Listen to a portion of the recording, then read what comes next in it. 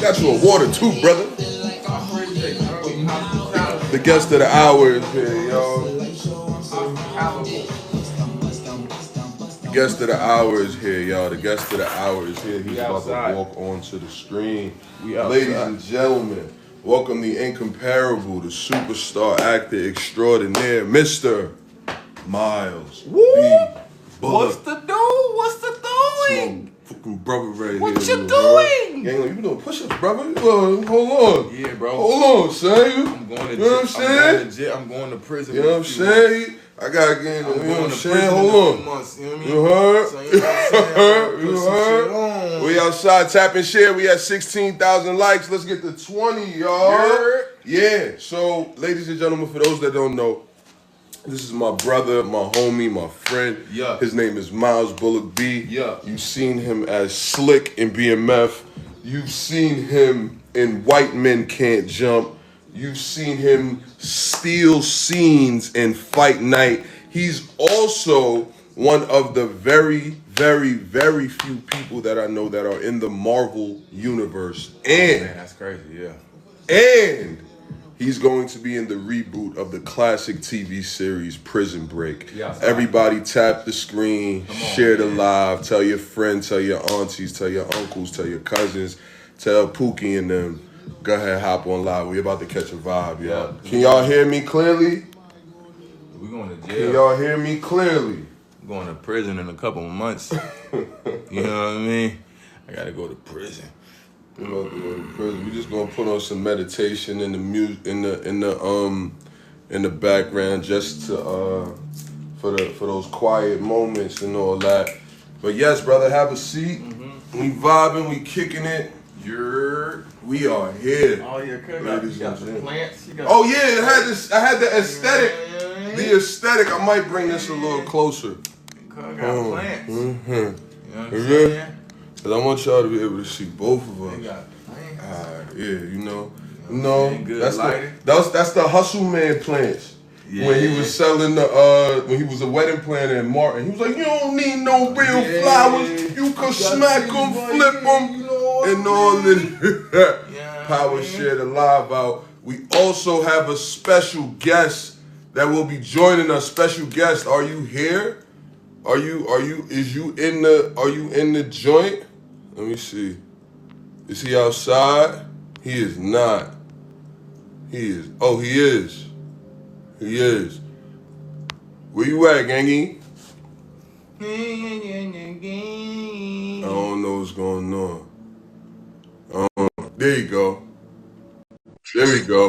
This is our special guest, my brother Patrick Cage. Myles Bullock is in person. I didn't understand. I told you to come. No, I told you to come. You said you had to clap. I didn't understand he was in person. I thought we was all doing a TikTok thing. No, I told you you should also go live if you want, if you care enough. If you give half of you, all right, yeah. And I got a setup for you here too, brother. You can bro, TikTok my environment isn't conducive for a live. You know what I'm saying? I got a toddler. You know what I mean? So you know what? I forget that sometimes. Yeah, so he gonna run and jump and tackle the tripod and shit. You know what I mean? Like he's not cooperative. Hey, they would honestly love that on here though. Right? Yeah, but I wouldn't. Just for my own experience. What up, Kenise? Yo, for all the crashers, this is my brother, my friend, a loved one. His name is Patrick Cage. Okay? You've seen him in the new classic One of Them Days. Just one of them days. Hey! Hit that note. Keke Palmer and SZA. Okay? He was the leading man, the Mr. Sexy Fireman guy. That was Miss Keke Palmer's love interest. Sex symbol now. You know, big sex symbol, Poppy Patrick Cage out here in these streets. You know what I'm saying? He got a tank top on in the winter. Hey, I'm moving to New York. These are my last couple days. I can really pull some shit off like this, so I'm enjoying it. New York to study directing. What? You going back to the East Coast? Yes, sir. Yeah, man. Man, bro. You know the green stuff ain't as good out there. I know. I'm gonna have to slow down a little bit, or somebody from LA just gonna have to, put it in a bag. And you just tell the gardeners that you need some gardening. Yeah, I need gardening utensils. What's up? What up, Wiggins? What's up, B-Love? But I also, I'm me. So that ain't no problem. I'm here. Honestly, I didn't want to interrupt. I really wanted to listen to hear what Myles had to say. Wait, hold on. Say that again. I wanted to hear what Myles had to say, and give my 2 cents. We're all in conversation. Hold on, hey, when are you moving though? December 22nd. Oh my God, that's around the corner. It is. I mean, look, bro, I'm packing up my place. I got the shits off the wall.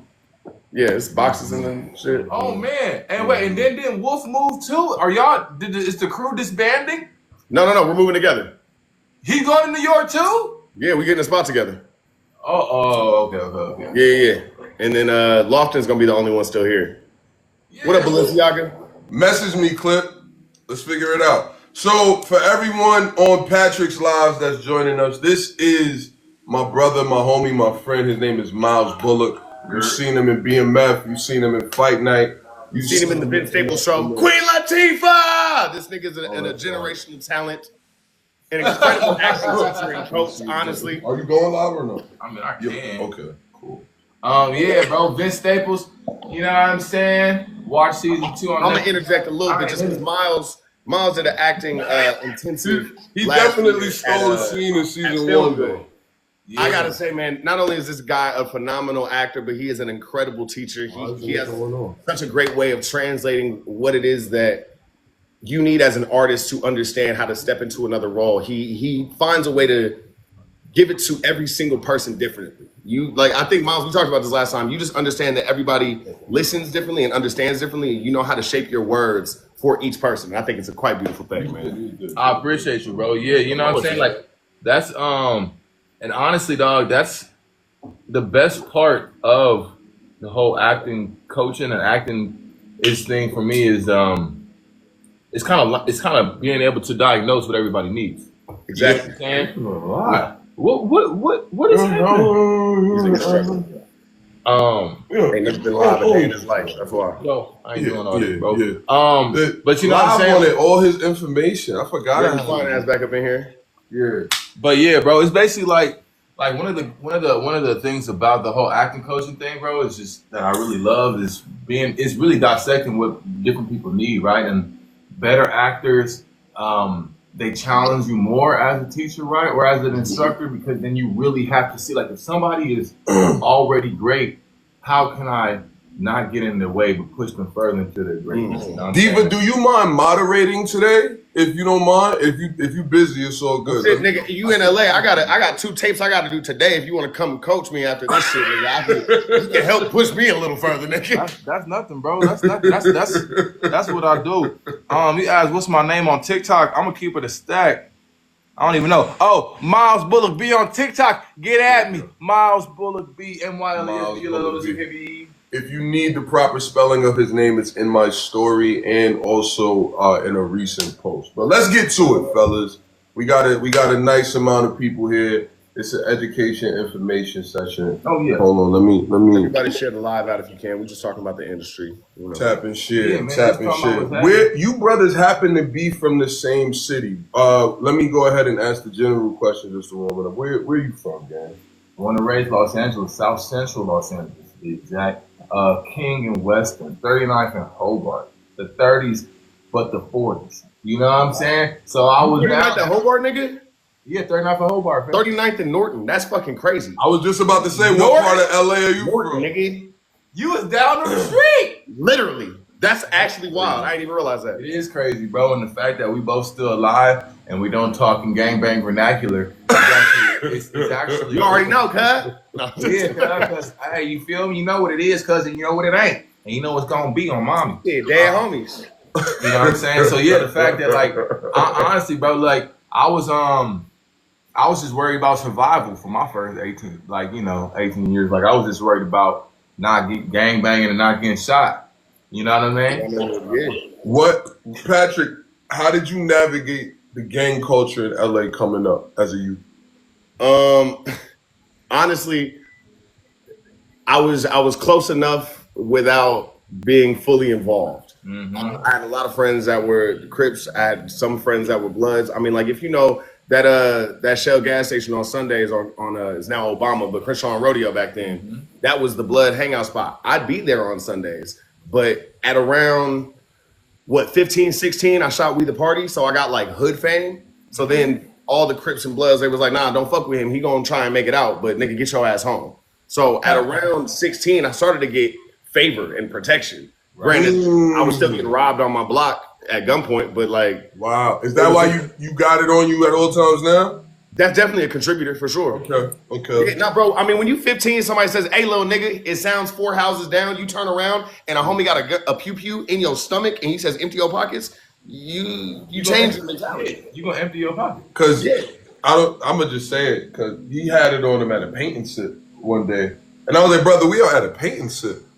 Why do you have it on you at a painting sit? I was out for the day. It was the last stop on the move. You know, it was just... Gotta have a touch. A painting pool. Hey. It's crazy because, but that's you get her hanging out with Chris Lawson too long because he from Chicago, so he got that code on him. My pop's from Chicago. So it was already, I was fucked from birth, nigga. Oh, damn. Yeah, pop's from Southside Robbins. And then I grew up 39th. So my mom's from San Diego. She's the sweet one. Bro, it's really funny, dog, because you talk about like you still get robbed on your block. I remember one time because I went to Westchester, right? You know, I used my auntie's address to go to Westchester High School. We all just so, you know, like, yeah, because I wasn't going to Ottawa. I wasn't going to Dorsey. I wasn't on the morning side either. Y'all can have all that. But bro, are these dangerous high schools in the California area? Those are not where you want. Audubon is a middle school, nigga. That's how bad it is. Yeah, you don't want to go to. It's a middle school when you ain't trying to go there. But yeah, these are not the places that are preferred. And so, bro, I was at Westchester. You know, our colors was red and white. You know what I mean? So, like, going home was bro, treacherous. like, and I played football, so I was like, I was never really trying to like wear my football jersey home. But one day after practice, I had like an Under Armour on. It was like a long sleeve Under Armour. It was red as hell, right? Red as hell, bro. And I pulled up to my house. I am in front of my house, nigga. How old were you?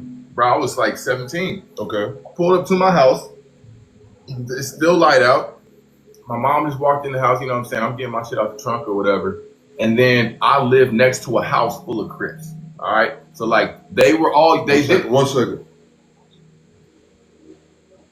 Okay. So they live in a house full of Crips, right? And you know, they didn't start off as Crips, but they blossomed into Crips. And then you know, like from then. All right, so they would bro, like it would always be a whole bunch of Crip dudes at their crib, right? Like 15, 20 little YN Crips. And one of them, he was on like a moped, right? So he like rolled past me on his moped, but then stopped right in front of me and then looked at me and then looked back at the house because they was all over there. And he was like, all right, what's up with him? And they was like, oh no, he cool. And he was like, oh, all right. And then he looked at me, he was like, you lucky, nigga. And then he rolled off.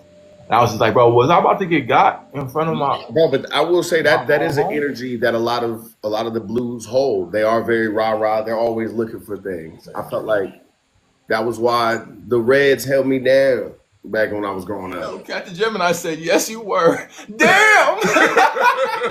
Captain Gemini, that's my Houston homie, Big H-Town in the chat. No, yeah, man, it's unfortunate, bro. Like, you know, Crips seem they a little bit more rowdy, you know what I'm saying? But like, it's, I don't know, bro. Pat, how do you feel about it? I feel like, you know, it's mad unfortunate, man, that is kind of like a staple in our culture, LA culture for the black youth. Yeah, it's sad that that's something like we all black men and even women that are raised in a certain area that we have to navigate it, bro. And it's just like you either join it or you kind of like fighting against it your whole life, or you know what I mean, or whatever it is. Way to circumvent it. I didn't even own anything red till I went to college, bro. That's literally why my whole wardrobe is black to this day. Yeah, it does subconscious things to you. Yeah, it does, bro. But even that energy that y'all are communicating about, right? And it's something I speak about often and educate the youth on. It's like that same energy and all that encompasses the mental space and your subconscious that you mentioned. Imagine if you put that same energy into a craft or building a company, right? Or pursuing an entrepreneurial endeavor in some capacity. And speaking of all of these things, I have a question for you both. Let's start with Patrick. Patrick, how and where were you introduced to acting or the entertainment industry? Introduced. I was like 4 years old. I don't even remember how exactly, but there was a play for the Wizard of Oz, and I was a munchkin in Lollipop Land. It was some Lollipop Guild. Pop Guild? Yeah, I didn't know. I was introduced in the Wizard of Oz too, Yeah, but mine was at like 21 years old. Yeah. No, I was like 4, bro, and then like in kindergarten I was Mufasa in the Lion King play. In second grade I was Simba. Like it had always just been the Cage is Mufasa. Hey, but no, like yeah, it was really school. School kind of helped me find acting, and I mean I was in the gifted magnet program. Gifted. Yeah, damn, bro. Gifted and talented magnet shit, the gate shit. But so like they would make you. I remember when I was 7, they pulled me out of like science class and they made me go to music class. And so I started playing trumpet at 7, started playing drums at 9. I was playing tuba in 8th grade. Like music and arts were always just there from a very young age. So multifaceted, bro. I mean, I felt like they told us, I always wanted to act since like 7, but they always told us that if you are Black and you want to be an actor, you got to be a triple threat: dance, act, and sing, or some sort of music. So I was like, I'm about to learn every instrument I can, and hopefully it'll help me funnel my way into acting, which it did. I learned drums, and then Fame I did background on for like a week and a half, which got me my SAG card, and I was playing timpani the whole time. So that's how I kind of like got SAG eligible, and then I was like, cool, I'm off from here. That's dope. How about you, brother? Where were you introduced to acting or the entertainment? Bro, honestly, I didn't start acting until I got 20, but I was introduced to Hollywood. I went to elementary school with Denzel Washington's kids, Alfred Woodard's kids. Y'all heard what he just said? Garcia. He went to school with Denzel Washington. You went to a escuela? Huh? You went to a escuela? No, I went to the Center for Early Education. Look at you. Bro. My nieces and nephews went there. Yeah, bro. So they have a good foundation. Yeah, bro. Like that school. I mean, now is way more, but then it was like 25,000-30,000 a year to go to elementary school, bro. And I was on scholarship though. Because I was naturally smart, so we applied and we got it. So look, bro, like I was in class, and again, there was like 8 Black kids in my class. The other Black kids were Denzel Washington's twins, Malcolm and Olivia Washington, then Robert Townsend's daughter, Sierra, and then the younger daughter, Skylar. But you know, she's a great Robert Lois. Then Mavis Spencer, who is Alfred Woodard's daughter. Then it was Oliver Saunders, who's Garcelle Bouvet's son. Wow. You know what I'm saying? And that's Fancy from the Jamie Foxx show. If y'all don't know that. And then we'll also talk about how the Jamie Foxx show is better than Martin. But so basically, hold on, calm down. No, we're not doing that today. We're gonna go. I agree with my nigga Myles. No, we're gonna hot take. We're gonna go back. We're gonna come back. Whoa! Yeah, I'm with you, Cat. I'm with you, Cat. I'm with you, the pole therapist. Hey, the pole therapist. No. Yeah. I'm staying on. Tiff. I don't know. We gotta have a call. Good luck, King Roman. No. We'll go back to that. So, bro, like we love Jamie Foxx. I was going to Denzel's house in elementary school, bro. I was going to Garcelle's house. I was going to Wolfgang Puck's house for his Wolfgang Puck. So my little brother was in the same class as Wolfgang Puck's son Logan, right? And so like on his birthday, on his fourth or fifth birthday, look at Patrick's face. We're all thinking this. We went to Wolfgang Puck's house, and Wolfgang Puck cooked all the food. Mind you, me and this nigga lived 5 blocks away from each other, had completely different life experiences. But hold on, bro. That shit ended though, because look, bro, I went from going to school off Sunset and La Cienega to the next year going to View Park Prep on the corner of Slaughter and Crenshaw. No, exactly where View Park is, nigga. All right. And you talk about I went to a charter school. I went from private school to charter school. Mm-hmm. That shit was not cracking. All right. And charter schools are great. View Park is just interesting.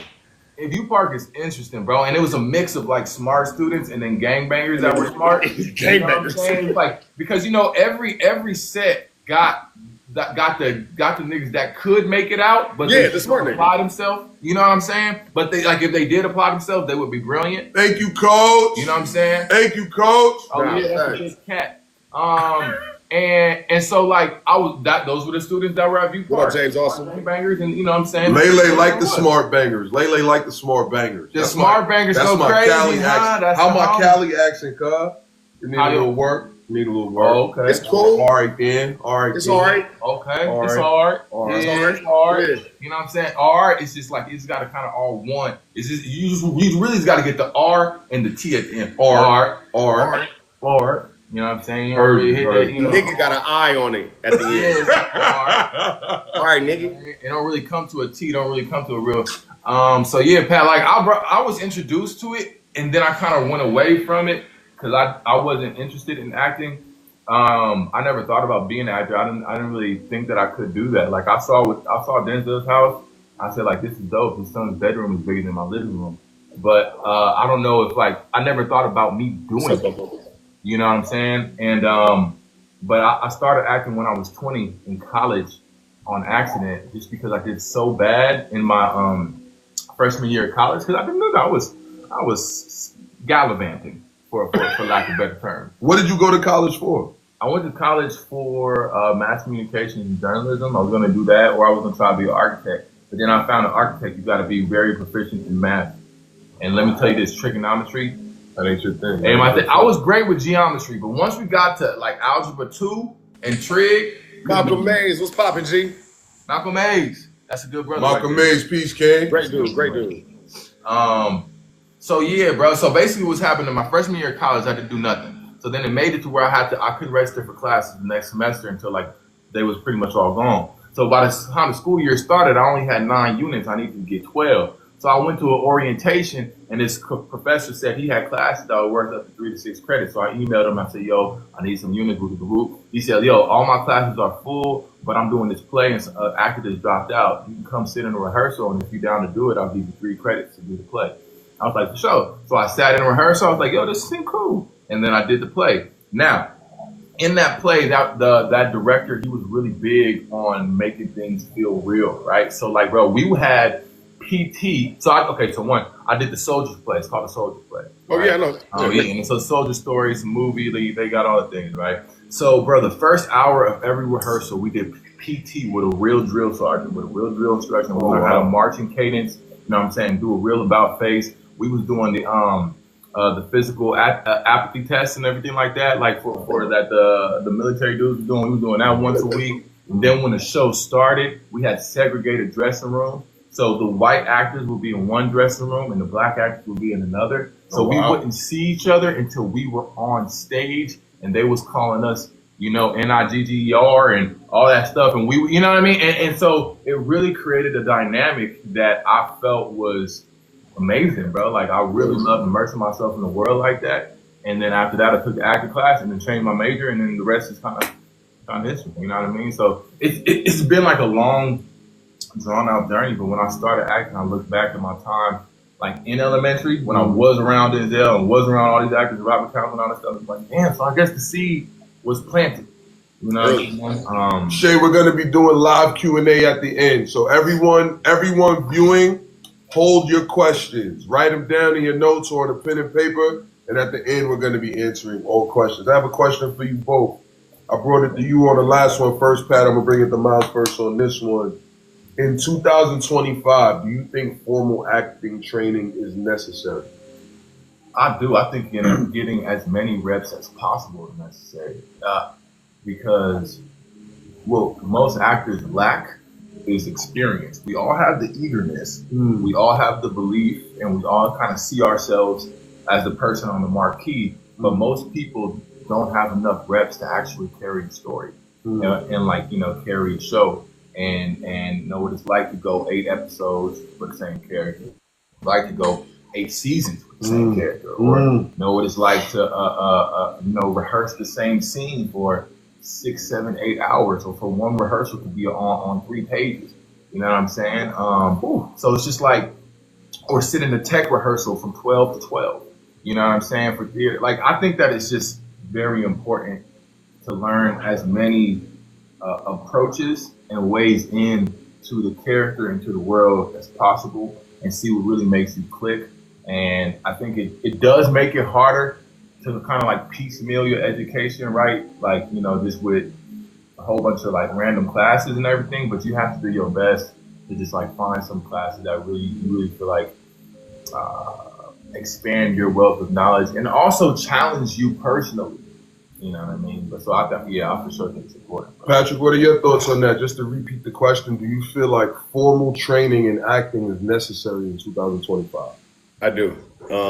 And kind of to piggyback off of what Myles was saying, I think there's different teachers for different artists. Not everybody's going to learn the same way. Not everybody's going to respond the same way. But if you go to as many different classes, you get as much training. You hear from different people. You read books from Uta Hagen. I think there's never too much information you can have, especially with this. Like, you have to have knowledge. You have to know the craft. I feel like a lot of people, especially in this generation, are getting hired off of self-tapes because that's where the industry has moved to, and don't necessarily have the training to sustain it for 8 episodes, like you said. So I think that people without training, it's going to start to show more and more just as they rise in this. I think it'll just separate the people. But yeah, I think it's necessary. You said something, right? Self-tapes. For those that don't know, what exactly is a self-tape compared to the traditional older way, and still sometimes present day way, but it's way less of going in the room and acting and auditioning. That's the setup. That is a self-tape setup. This is a self-tape setup right here, guys. Yeah, you see he has 2 lights and a backdrop. This is my backdrop. This is the very backdrop I book Sinners on. Hey, come on now. This is the very backdrop Myles booked Fight Night on. Yes, it is. Really? Yeah. Yes, it is. Come on, backdrop. It's a legendary backdrop. I'm selling on eBay when it's all said and done. Hell yeah. But walk us through what a self-tape is and what is an in-person audition, your preference and your thoughts. So an in-person audition, I think it's pretty self-explanatory. It's where all the actors would go to a central casting director's office. Thank you, Lele. That time, and you would go into that room. You would do your performance. If you did a good job, sometimes they would talk to you. Other times they'd be like, "Thank you, get the fuck out," in a nicer way. But yeah, those are in-persons. Around 2020, really in 2019, they started implementing self-tapes. For 2020, when the pandemic hit, it became a staple. It was just, it's what we do. They make us tape our auditions ourselves, self-tape. So every actor you know had to get a camera, lights, a backdrop in order to continue to audition for a job. Not even a guarantee of doing this, but my preferred method, in-persons, without a doubt. I think there's an energy there that is unmatched. I mean, like lately I've been doing Zoom sessions just because I like that immediate feedback. I like that if I have a take on a character and it's completely wrong, but you at least see that there's some skill here, you can give me a note to be like, let's try it more like this. I see what you're doing, but you're just going in the wrong direction. With self-tapes, it's like I have to take my interpretation, send it, and just hope that this casting director could see the talent and just understand that it could be a no. Yeah. Hope that the director sees it or feels an energy outside of what's given. And it's like, I gotta hope that I chose the right take that puts myself forward. I'd rather just do a Zoom, talk to you for a second. We can do as many takes as we want. But like, I feel like self-tapes are so limiting. That's so interesting because I entered the entertainment industry through the Atlanta market around the 2014, 2015 era. And that market is 75% self-tapes. Really? From back then, absolutely. Crazy. I pulled hands off of self-tape. Absolute fact. On a first floor apartment in Sandy Springs, Georgia, Atlanta. I felt like you were wanting to jump in and say something about the self-tape versus in-person audition experience. Oh man, I think it's dreadful, man. I mean, look, I think it definitely has its upside, right? Like for a self-tape, you can cater to yourself and cater to your process as much as you need to. You can get your mind to a certain place. You know, you really have all the time you need to. That's true. You know, create an environment. I like the pressure. Yeah, you're at the house and you can have as many outfit changes as you need. You know what I mean? Like all that type of stuff, right? That's good for you that you could do. But honestly, bro, like again, Patrick, like you were saying, there's nothing like being in that room. And honestly, like I booked Prison Break being in the room, and me and the producer, he's the producer, showrunner, director, and writer. Bro, we talked for 20 minutes before I even spoke a line. And that's what I'm saying.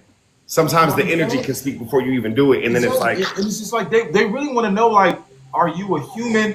Am I willing to spend multiple seasons with you on them really 12-hour days, on them late days, late nights, on them 14-hour on them days, fratter days? Yeah, bro. Niggas is tired. Are you gonna be chill, like on set? Are you gonna be neurotic? Are you gonna be crazy? You know what I mean? So like, being in person, you can kind of understand a human better, and you can use your personal charm a little bit better. Also, bro, I make really polarizing decisions as far as like the audition goes, right? Like, I'm going to go hard in one direction. If that's not the direction that they want, then then fuck. Then damn. You know what I'm saying? Like, it was great, but it wasn't the direction they want. And so now I did this work that I feel is very strong, but for them, they're like, well, it was strong, but it wasn't what we're looking for. We want somebody a little nicer. Well, fuck, I can be nicer. I can be nicer. You said send one take. You know what I'm saying? So now we, but you can get that when you're in person. When you're in person, they can be like, hey, so that was great. The character's a little bit more this one. Do you think you can go in that direction? And then you can make that adjustment. So now they see you can make an adjustment. You can take a note. You can take a direction, and you can move from there. Exactly. But if you're just doing all the self takes in the house, you're not gonna get that. Malik, what's up? There's no responsiveness. It's just kind of like you talking to yourself with these ideas, just bouncing them off your own mind. There's nothing to reflect back to you. I'm telling you, bro. I had a Christopher. Go ahead. He about to flex on y'all real quick. No. Go ahead. Am I about to leave? Are you about to mention my favorite director, nigga? Christopher who? Nolan. I had a Christopher Nolan. He had a Christopher For the Odyssey, nigga? Nolan audition. Say it one more time. I had a Christopher Nolan audition for the Odyssey. Okay, it was For the Indian nigga's character? I don't know, maybe, bro. I ain't seen it. I got that one too, nigga. Yeah. But look, all right, it was one page, right? Yep. It had no context. Everybody go Google Christopher Nolan. Dummy sides. It was stupid. It was dummy size. It had no context. It had no sense of anything. It like literally was one of the worst sides ever because it was like in the middle of a moment and you have no idea what this moment is, where the people coming from. You don't know what the character really needs. And so, bro, I literally did that thing 9 different ways. I sent my agents 4 takes and just told them, you send them off. You deal with it. You deal with it. It was one of the worst auditions ever, bro. Like, not as far as like my execution, but like as far as just like trying to figure out the process of it. You know what I'm saying? It's like, but if I was on the next tier of, you know what I'm saying, where I can actually am talking with Christopher, and I'm like, so Chris, what is this? That's different. Now I have. I know what direction to go into. Have you going around the water? Have you auditioned for Papsadera before? Yeah. Have you auditioned for a Nolan project before? No. First They're Nolan. all like that. So I did Westworld. No, I did Westworld, bro. My audition was for Tired Tech, and all they said was he's at the end of his shift and he's tired. I don't know what I did to book it. But they had me being kidnapped, taken around this whole fucking park. I was waking up robots. Had nothing to do with the fucking audition. But I think what they look for is just essence, energy, and openness. Yeah. You know, and honestly, we never really know what they're looking for, and they don't really know what they're looking for either. They might until they see it. Exactly, bro. And so that's kind of what we in. But them dummy side ones, those are definitely my my least favorite auditions because like I need some sort of context. Or have the context relate to the character description you gave me. Yeah. Let me ask y'all both this, Pat. I'm gonna bring this one to you first. What question do you hate getting the most as an actor? What's your next project? What are you working on next? What's next? That's it. Oh man, I love you in that shit. What's next, bro? I don't know. Bro, this shit just came out. It just came out. It really came out yet. Learn every learn before you come out to what my next job is. You know what I'm saying, bro? People asking me about Prison Break. I ain't even shot it yet, and then they asking me what's next. That's next. You ain't even watched it. I ain't even done it yet. That's next, and it's now. You pissing me off. It's next. You know? And now. Yeah, definitely my least favorite question by far. Bro, it has to be, bro. And it's like the worst. And it always comes. You think like you about to get through a conversation without them asking? And then you think you'll be like, hey man, it's great meeting you. Especially during the holidays around the next, by the way. You're like, yeah, man, it's great seeing you. Oh shit, I forgot to ask you. What's your next project? Like literally, nigga, I don't know. But you know, hey, but you know what I've been doing? I what? Shit up. Hey, bro, about 3 years ago, I started doing that. I be like, yeah, man, I got some work. I got some things in the works in the next couple of months. You gonna see. You gonna see. Yeah. Walk off, nigga, done. I got some shit in the fire right now. It's just waiting, you know what I'm saying? It's time for shit to matter. It's just nigga. You gonna see it on that line? It's gonna go crazy. Give it some time. It's gonna go crazy. I can't talk about it right now too much. You know, it's a little bit NDAs and shit. You know, nigga. Like NDA. I done signed a whole bunch of shit. Hey, Myles, I love that I'm not the only one that's done that. Because some days I don't want to say I don't have nothing coming. I don't want to.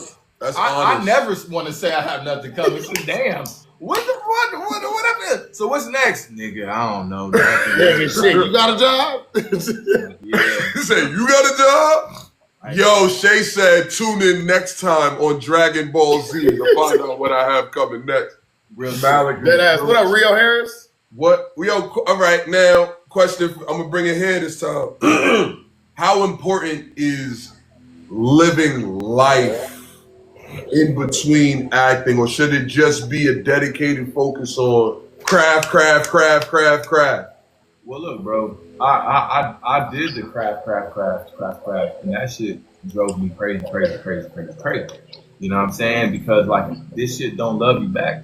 You know, like this shit don't love you back is also not really looking for you. It ain't even really asking for you. You know what I'm saying? So like, I'm just like in one, I feel like my son really saved my life. You know what I'm saying? Because I could wake up and not think about myself, and wake up and think about somebody else on my immediacy, which was a really great little break from myself. You know what I'm saying? A break from yourself. That's fire. Yeah, bro. Like, you know what I'm saying? A break from my own shit. You know, because we always pretty much wake up. Look, I used to wake up and the first thing I would say, fuck. You know what I mean? Like, just wake up and be like, only after I check my bank account.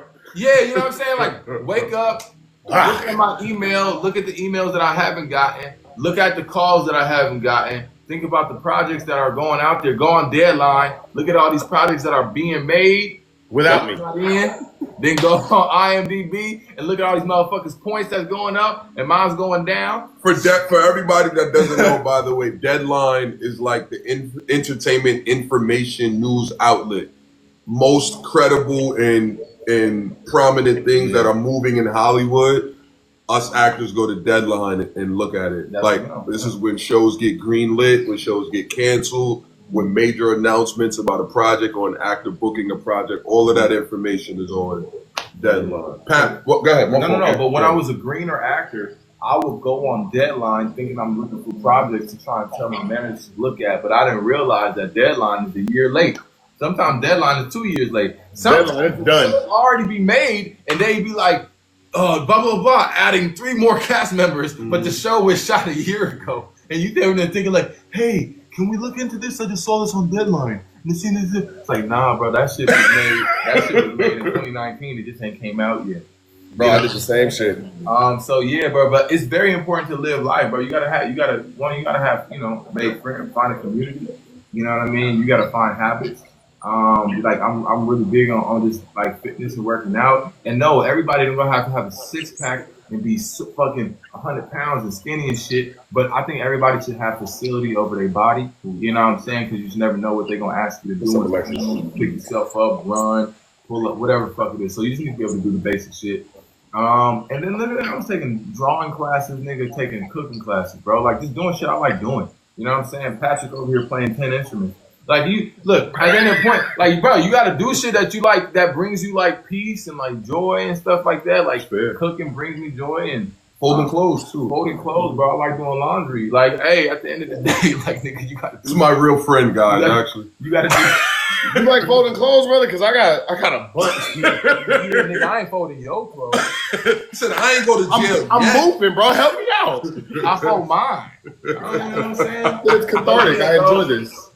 I hate folding. Find people, man. You gotta find people and shit, man. Teaching acting classes, that's some shit. I mean, like, I just found different things that I could, find peace and joy in. You said something, and Pat, I want to bring that same exact question to you, but you said something about taking authority over your body. For all my crashers that are in the chat, y'all know we going on this health journey as well. But I also want to speak to the fact of how important it is to love you and be you and be in alignment with self. And also, I'm going to tell y'all a very transparent story. The film, the project that I love still wholeheartedly and dearly to my life, that changed my life and brought me into the entertainment industry in a major way. I would not have gotten that role had I not been chubby. That's an absolute fact, and that's Burning Sands. I played the big guy, right? And the character was written for a big guy. Now, who wouldn't want a six pack? Right. I would love a six pack. Packs are fickle and overrated. They're fickle, not so overrated though. But had I not been a chubster, a very handsome, almondy poppy chubster, I wouldn't have gotten that role. Because it was made for a chubby guy. Yeah. Patrick, how important is it to live life as a bearded nigga? Because you got to get a beard. Some roles require a bearded nigga. Patrick wouldn't have been a firefighter without the beard. They didn't hire a nigga with a goatee.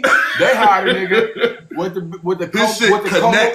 combable beard. His shit connects. With a combable beard. That nigga Patrick, when he lets the beard grow, this nigga combs it. He has to comb it. You've known me for some years, because there was a time when I was combing my shit. That's why I was out in public doing it too. Nigga, out in public with the fine tooth. I think living life is so important, bro. Because yes. If it's craft, hustle, you will drive yourself crazy. But I think not just is it great for your own personal mental well-being to live life outside of this, but the more life experience you have, the better actor you can be. You have something to draw on. Say that again, please. The more life experience you have, the better actor you can be. Like, you have to have things you can draw on. One of my acting teachers used to say, if you can't do it in your real life, you can't do it in your acting life. Like we were talking about with that one guy. If you're uncomfortable being angry or yelling or getting outside of your body like that, you won't be able to bring that into this acting space because it's not something that you can even do on your own. And so it's like I feel like as an actor, there's parts of you have to turn up and parts you have to turn down. But if you're not even comfortable with turning certain parts up, then you'll have a block. You'll have a disconnect there. And I think having life experience, going out, living, fighting with people, loving people, fucking swearing, doing shit, drowning almost. Like those things create experiences in you that I think shape you and give you a wider range of emotional spectrum. Thank you for that answer, brother. Everybody in the chat and everybody with the listening ear and the watching eye, I need 3 favors from y'all. First favor, share this to 10 people you love. Second favor, share this to 10 people that you know need this information, that are attempting to navigate and enter the entertainment industry. And then the third thing is share this to 10 ugly people. All right. How did you get your first agent? Yeah. So I got my first agent out of, why would you tell 10 ugly people? But why ugly people? It wouldn't matter to us. Also, don't tell them if they're the ugly friend. But you were the ugly invite. The homie said the ugly homie. They won't know. But they'll never know. Only you will. But also, you gotta do a check-in for yourself and be like, who do you consider ugly, and does that say something about you? But yeah, bro, I pretty much got my agent through Showcase. So I went to grad school for acting. So I got my master's in acting. I have my undergrad degree in acting, right? Which one? ABC? ABC Showcase? No. You do a showcase I did a showcase. What's a showcase? With my grad program. So basically, when you get done with a grad school acting program, you do you either do 2 to 4 years in grad school. Go ahead, bro. And after the end of your time, you do a showcase in New York, and possibly Los Angeles, and you do that in front of. And the showcase is where you and your other classmates, you guys do a couple scenes. So each person will have 2 scenes that they do. We'll put it together in a small, like 40-minute show, and then you'll do it for casting directors, agents, managers, all that type of shit, so they can come and see you. It's kind of like an introduction to the entertainment industry. So I did that. I went to University of North Carolina, Chapel Hill, and we did the showcase in New York and Los Angeles. At Los Angeles, only one person of importance came to the showcase. Wow. He was the head of casting for Warner Brothers. Wow. And he set up 12 meetings for me with managers and agents. That's dope. And from there, that's how I got my agent and manager. So like, it's hard for me to like speak on like grinding and hustling to like and like submitting yourself for agents and stuff, because I don't really know that process, because that wasn't part of my process or whatever. But that's also why I really wanted to go to grad school, because I knew that it was going to kind of set me up in that way. Along with like, all the information I was going to get, I knew that it was going to put me in front of those people's eyes at the end of my time there. So that was kind of my strategy and my approach to trying to get to this acting shit. That's dope. The fact that if y'all listen to what he said, all he did was walk in his purpose. He walked in his purpose, he walked in his craft, he honed it, and he was so damn good at it that the head of Warner Brothers went out and sought out representation on his behalf because he believed in him that much. And let me tell y'all a little secret about this business and this game we play. The casting directors need talent. The agents need casting directors, but the agents really need heads of studios and networks, right? So if someone of that utmost importance is vouching for a talent, they're running and jumping over each other to snag that talented actor because that is essentially guaranteed money for them. Yeah. Patrick, how did you go about landing your first agent or manager? We have a very not the same but similar story. Oh, you I was on casting. You said what? You sold ass. That is jokes. No, nigga. I was 15. I was on LA casting, and Chrissy Metz, or Chrissy Eden at the time, but now she's Chrissy Metz. She was the bigger lady on This Is Us. Mm-hmm. She was an agent back in the day. She found me on LA casting and was like, "Hey, I'm starting an agency in the Valley. I'd love to sign you. Come in." I met with her. She was like, "You're cool." I signed with her. 8 months later, she sends me emails like, "Hey, unfortunately, I had to close my agency down. I'm so sorry." About 6 months after that, she's like, "Hey, I'm not sure if you remember me, but I used to represent you. Now I'm at Don Buchwald. I'll sign you immediately commercially, but you have to audition theatrically for Pamela Fisher." So she set up a meeting. You said what? Buchwald was my first agent. My nigga, you already know. Wow. So yeah, same. Mine too. And then, so she signed me. I went in for Pam Fisher. I was 15 years old, bro, and I did the monologue from V for Vendetta, the voila, in view of humble vaudevillian veteran. Whole thing, bro. And she was like, "You're great, but can you come back with something age appropriate?" Yeah. And I was like, yeah, I got you. So I came back next week, did some like school shit about zipping up my fly or something, and she was like, "Okay, cool, sign me." Bro, I mean, like, I booked We the Party, which I got on my own, whole other story. Didn't book for 2 years. She never dropped me. But I think it was because she knew, she was like, this nigga's not going to be a child actor. This nigga wants to do V for Vendetta. That's what he came in doing. So I'm going to hold him until he's an adult. Because she held me. We went to Abrams. She held on to me. And then around 21, shit started picking back up again. Yeah, the 2 years of no booking. I've had 2 years of no booking. Hi, honey bun. But it's different as an adult, though. Like, I think as a young kid, as a teenager, it probably feels a little different because, you're still involved in other things of life. As an adult that had just got out of spending 7 years of studying acting for 7 years straight and, you know what I'm saying, like living in my you started at a different time. High school and all that type of shit and, doing work and niggas being like, "Oh, bro, I love your work." I'm like, nigga, I'm broke. Nigga, I'm broke, nigga. I ain't working in years. Nigga being like, "Hey, bro, hey, nigga, you on, bro?" I said, "Nigga, I am off. Nigga, I'm off. Nigga, there's nothing on over here. Nigga, I am off. Nigga, you understand what I'm trying to tell you?" Like, you know what I mean? So So Like yeah, bro. down, nigga. The fuck you talking about? Bro, like, bro. That 2 years was weak, bro. And that was right after BMF. So look, you know, like niggas was telling me BMF was like the best work I was. And you know, and I'm sure you got it, Patrick. I know you got it too, Christian. Huh? It was 2 years between BMF and your next thing? 2 years between BMF and White Man Can't Jump, yes, sir. You a damn lie. Nah, nigga. That's shocking. Yeah, bro. You know what I'm saying? That's insane. Because, you know, in BMF, I would be shooting, I would get done shooting the scene. And, you know, niggas be like, hey, nigga, you out of here now, man. Hey, you about to be out of here with this. Hey, you this one right here? That's the fucking worst, bro. You know what I'm saying? And look, bro, I'm like, oh, shit, they saying that. It must be true. Producers and shit telling you, oh, man, you're going to be out of here. Producers, directors. Bro, I had one director tell me, you should work more. I said, bitch. You disrespectful, nigga. What you just say to me? I said, bitch, don't you fucking say some shit like that to me again. And look, bro, I ain't seen that woman since. But, bro, it's just, bro, the industry is crazy, bro. Like, you think you about to hit a stride. You think you about to be, you know what I'm saying, going away, bro. I did that Marvel show. I was like, nigga, Marvel, I'm out. Marvel Universe, man. That's every actor's dream. Nothing. You know, You just be saying stuff. Bro, I mean, have you ever had it happen in the reverse, though? I was on All American.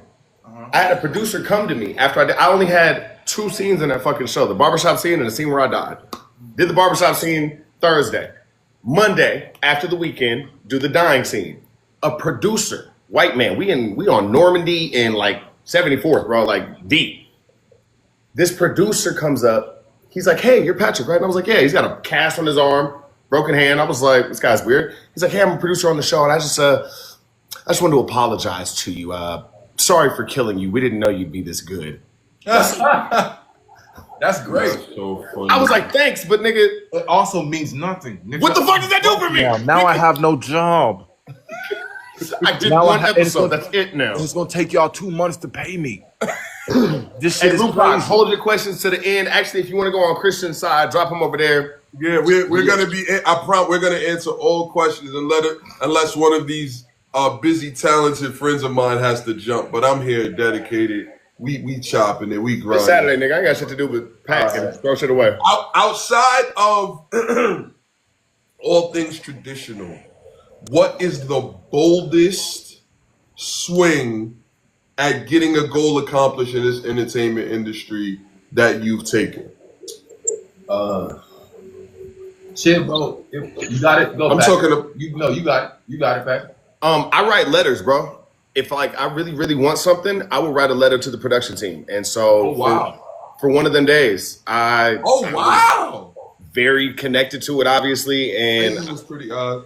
yeah, I had a connection to the role and just, I mean, you know, coming from that neighborhood, bro, that story and the script I read before, Maniac was a lot more, he was a BPS straight up blood, bro. Like, yeah, in the first script. So like, I've lost people. I've had homies die in the hood. Like, I just know that journey. And so I just wrote a letter to the creative team explaining why this project meant so much and why I wanted to be a part of it and why Maniac spoke to me. And I've done that for about 2 other projects as well. But I think that's something I've learned. If I really am moved by something and I know like I want to put every foot forward I can, after the tape is done, after the producer session is done, there's nothing else I can do but convince you of my mindset. And like you said, if I can't go in the room, I can write you a letter to let you know my personality as best I can. So how do you determine who to send a letter to? I send it to my manager and I tell them, I say, send this to production. He'll read it and then he'll figure out who to send it to. But like, that's not on me. Once my manager got signed to anonymous content, he said, think without limits. If there's somebody you want to reach out to or there's something you want to do it, tell me and I'll figure it out. So that's how we move now. That's great. Hey, are you I know you are. I know you did it with sinners. Are y'all gifters?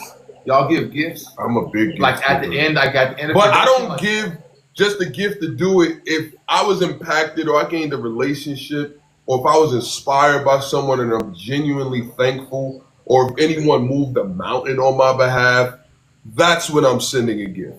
I'm not just sending a gift arbitrarily. There has to be something that I was impacted by that makes me send a gift. It's not just gift. Hell no. Kiss my, you know the rest. If I'm 1 through 3 on the call sheet, yeah, I'm giving gifts. That's his Wait, tactic. you said you're giving gifts to 1, 2, 3, or if you are 1, 2, 3. If I'm 1 through 3, giving gifts to as much of the cast. Just, I mean, my thing is gifts is bread, nigga. And I mean, like, I'll give a bottle of wine to the director because, like, thank you for this process. But like the whole cast, I can't do all that. Whole cast, crew, shit. No, nigga. Yeah, if I'm number 1 though, yeah, crew, everybody, we getting jackets, nigga. I'm going crazy. But yeah, we were in this together, baby. Hey, bro. Hey, who's the best number 1 you've seen? Hey, the best number 1 that I've been around, I think, so far, has been Shamar Moore. Really? Shamar Moore. Interesting. On SWAT. Michael B. Jordan. Yeah. Sinners. That's a good one. That's a good one. As Patrick thinks, Yeah, y'all figure that out. This is a tough one. I'm gonna subtly flex with the fact that I was in Sinners. Everyone, if you didn't see it, #1 movie in America, the only movie ever to be released 3 times in 1 year because the demand for it is so vast. Right. It's a toss-up between Kiki and Evan Rachel Wood from Westworld. Westworld was such a great show. Evan Rachel Wood from Westworld. Evan Rachel Wood, bro. I thought you was gonna say Renner. Huh? I thought you was gonna say Jeremy Renner. Jeremy Renner. No, a little detached. You are also on live. Be careful. No, I know. I think he's an incredible artist. I think just we don't have many interactions. Every time I met him, he's been very cool. But when we speak on set, he's somewhat method, which I respect fully. And so it's like a lot of the scenes where he sees my people, he's not happy. So when we talk, he's like, "Yeah, what do you want? What's good?" Huh? I'm like, "All right, let's do your shit." I was in. I was just saying hi, nigga. My bad. To make sure I don't get away from this, what was the boldest thing you've done in your career? Boldest? Boldest? Like all the way out of the box. Patrick said he writes letters. I personally popped up at someone's office with no appointment in any capacity. How you find out what the office was? I was immensely green. This is 2014, 15. I was in Atlanta. I ain't no Nathaniel, okay? And I just had this burning desire, passion to accomplish a goal. And I didn't know who was who or what was what or how this entertainment dynamic works. This was over 10 years ago, y'all, right? And I went on the Book of Faces app. And we're on TikTok. Gots to be careful, Jack. Gots to be careful. The Book of Faces app. Right? And no, but I found the address for Carl Anthony Payne's company. Carl Anthony Payne played Cole on Martin. And he started a production company in Atlanta. And I was just searching, like, I got to make something happen. And I went to his place of business. I found the address. I came in a shirt, a tie, some khakis, and some shoes. I ain't know. I just popped up. I'm downstairs, and security was like, "Hey, how may I help you?" I was like, "I'm here to see Carl Anthony Payne." They was like, "You have an appointment?" I was like, "Nope." And then they was like, "Well, let's see." I made a call. It was like, "Yeah, some random this gentleman is here. I'd like to speak with Carl Anthony Payne. Thank you, Mahogany." And it was like, "You want me to let him up?" Immediately expecting a no. He was like, he was like, "For real? Hold on." And You heard me say it's a random nigga, right? That's what. And they let me up. And so I come in, and as sure as I'm breathing, Carl Anthony Payne, who played Cole on Martin, Rhythm Spoons, came out. And he was like, "How you doing, man? My name's Carl Anthony Payne." I was like, "I know who you are, man." He was like, "What's your name?" I was like, "I'm Christian Robbins." He was like, "Look, man, you kind of popped up on me. I have no idea who you are, you living, breathing human being, but I'm going to respect you.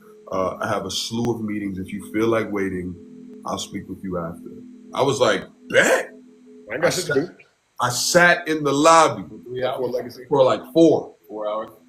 It was like 4 hours, y'all. And I sat in the lobby, and I was just sitting there.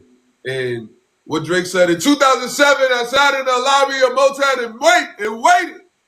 Right? But after his meeting, true to his word, he came out. He was like, "Come on back to my office." He sat down, and we just spoke. And he was like, What are you doing here? What what business do you have here? How may I help you? What's up? I was like, look, man, I'm here for a job. I don't know. I'm winging it.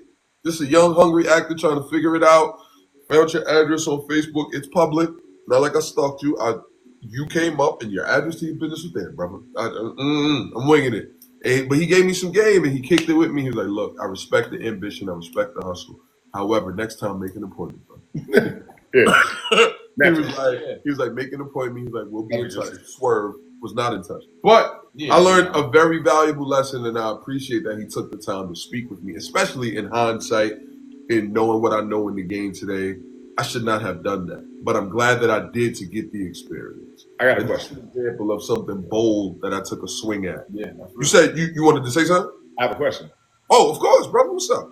Have you seen him since? Absolutely. I bumped into him in Miami at ABFF, and I told him the story, and he smiled, and he was like, When? This year? not this year. This was years ago. I bumped into him at ABFF, and he was like, he didn't remember me initially, and then I reminded him of the story. He was like, and he was like, I saw it in you. I saw it in you then. That's why you ain't never hit back my text. Yeah, you saw it. You saw it in me, nigga, but you didn't respond. You ain't responding to my text, but you saw it. Yeah, sure, nigga. Shout out to Carl Anthony Payne. Shout out to Carl Anthony Payne. A rhythm spoon. Shout out my guy, man. Big love. But but honestly, that's been the through line throughout my career. Like, people are just like, man, it's just some, like, your aura, your essence, your energy, your passion, this undeniable fire. Thank you, baby. The baby girl Roxanne, appreciate you, mama. The whole thing is like that driving, undeniable force that no one can take from you. You know what I'm saying? And that's what it's about. But I love to hear the bold thing you took a swing at. And if you don't, go ahead. I mean, my bold things are kind of in a different way. You know what I mean? Like, my bold thing was going to grad school, and instead of going straight to LA out of college, right? Like, a lot of my people told me at Fresno State, because I was acting in Fresno State, a lot of people told me, like, you can go right now. You can go back to LA right now. And instead of, and us being from LA, Patrick, it's nothing for us to go home. You know what I mean? I was like, yeah, I can go home and start. But I was like, but what's going to separate me from it? And my bold thing was being like, no, I'm going to take 3 years of my life and go to school instead of going to just try to make it immediately. And that was kind of like my bold thing. And then another kind of bold thing that I've kind of been practicing since BMF is not being afraid to talk to the stars like they're human beings, and just like and make real connections with them, bro. And that's been extremely valuable for me. Whether it's been like getting real good with 50 Cent, you know what I'm saying, or getting real good with Kevin Hart, or getting real good with Samuel Jackson, Don Cheadle. Y'all hear him just flexing on everybody? Say, yeah, I'm friends with 50. Sam Jackson's the one that gets me every time. Samuel Jackson be cooking ribs for me. Yeah, eating cold chicken out of Sam Jackson's fridge, nigga. That's what I do. I will never forget, bro. Like, look, going to Samuel Jackson's house and eating Ralph's fried chicken in his kitchen is something that will forever be. He ain't invite Christian in my mind. Over to Samuel Jackson's house. I invited him to my famous rich friend house. He ain't invite me. Yeah, you know what I'm saying? Yeah, I mean, speaking of David, I don't think you could like me no more. Hey, but look, at the end of the day, like Samuel Jackson, bro, like, looking, my thing was just like, don't be afraid to take a chance and get rejected. I was just like, bro, I'm gonna talk to them like regular human beings. If they rude or weird, then so be it. But then if they regular too, then we gonna be cool. You might be cool, nigga. Bro, and that's what I'm saying. That's why, bro, me and Don Cheadle went to dinner for like 7 hours, bro, while we were shooting Fight Night. And then I've been to Sam's house a couple times and everything, and like I can talk to him, but it's not on no weird shit. It's on some genuine human level actor type shit where they know that, like, I love this thing and I love what I do. And then they also respect my craft. They respect my work. And so I always make sure to show up, like, so for Fight Night, I had scenes with all of the biggies. I had scenes with Taraji, Kevin, Sam, Don, and Terrence. All right. And so for me, I wanted to go in there and kill all of them. Right. And I went in there with that mentality of like, oh no, like, I don't care who you are, like, I'm about to eat. And they respected that because they're all dogs too. You know what I mean? And that, just the way that I showed up, got the respect that I needed to be able to approach them in a way where it didn't feel threatening or weird or like I wanted something from them. It felt more like a peer. You know what I'm saying? To where Terrence Howard like, you got a warrior spirit, man. You got a warrior spirit. Who said that to you? Terrence Howard. That's his interpretation of Terrence Howard. You got a warrior spirit in you, man. I see it in your eyes. You know, I see it, man. You know what I mean? He said, fine ass back up in here. You know what I mean? So like, and that's kind of been my bold thing, right? Is like talking to the, because you know how it is, y'all. Like Michael B. Jordan, Keke Palmer. Hold on 1 second. Diva, can you snatch those questions and hold them? We have to save questions for the Q&A at the end, but they will be answered. Hold them. If not, Diva, can you snatch them and we're gonna answer them at the end? Please keep going, bro. But you know, y'all know what it's like, bro. Like people are scared to talk to the number. Patrick, are you? What are you doing? What's happening here? I just wanted to get a shot of my friends. Oh, okay. Man, we didn't know what was going on there. Damn, bro, what is that? We doing it's on the FX3, bro. Yeah, that's a flex to the camera, man. But y'all know what it's like, bro. Like you know, the number one, there could be a lot of distance from the number one and you know his. You know, The Rock is gonna be in his own trailer. Kevin Hart gonna be in his own trailer. Whoever it is gonna be in their own. Mike had 2 trailers. Smoke and Stack. That's crazy. You a damn lie. Michael B. Jordan, cool as hell, y'all. Super impactful. Super. I was vibing with him. He was mad cool. I'm gonna reserve my. Shout out Michael B. Hey, I ain't got nothing to say. Yeah, no. Shout out Mike B, man. Great brother. You know what I'm saying? Black man, making it in the industry. You know what I'm saying? That's hard. Longevity, staying power. I'm joking. He ain't have 2 trailers. All right, because listen, bro, you was about to start a whole conversation. It was gonna be on TMZ on Monday. Michael B. Jordan had 2 trailers. Talk about off live. Shout out Mike B. You know what I'm saying? That's a real one. He a real one, like, y'all. It's hard when you're number 22 or number 9 or even number 8 to connect with the number 1, and so sometimes that just takes a little bit of gumption to just be like, all right, look, I'm just gonna put myself out there, and you know, I'm just gonna talk to him. So that's kind of been my bold thing, bro. It's just like showing up to set on days when I'm not working. That's a big thing I started doing. You know what I'm saying? That I really feel like has helped my journey. So like I'm getting really good with producers, getting really good with showrunners, you know what I mean? So like Wolf, those are the type of things that I feel like are my bold things. It's not like I haven't really done anything too like, So I have a question for both of y'all, and either one of you can answer. It's a jump ball, pause, right? What has been the most heartbreaking moment of your career? All right, so said I'll take this one. He said pick a year. Heartbreaking moment of my career. Wolf. I gotta say it was heartbreaking, but also beautiful at the time.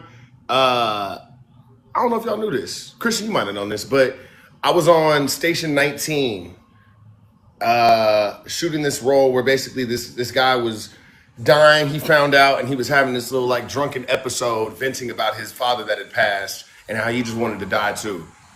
Day 1, I'm shooting this shit, doing wire work, having fun. I get off set, I get home, I get a call that my father died. Thursday, I have to do those scenes. Yeah. I think it's weird that sometimes in this career, things will happen in your real life, or even sometimes you'll get projects that mirror something you've just been through that help you kind of get through it. I didn't think I needed to lose my dad at that point, but yeah, I definitely will say that. My work. Yeah, the role. Yeah, I was like, well, I would have kept my dad. Fuck this fucking guest star.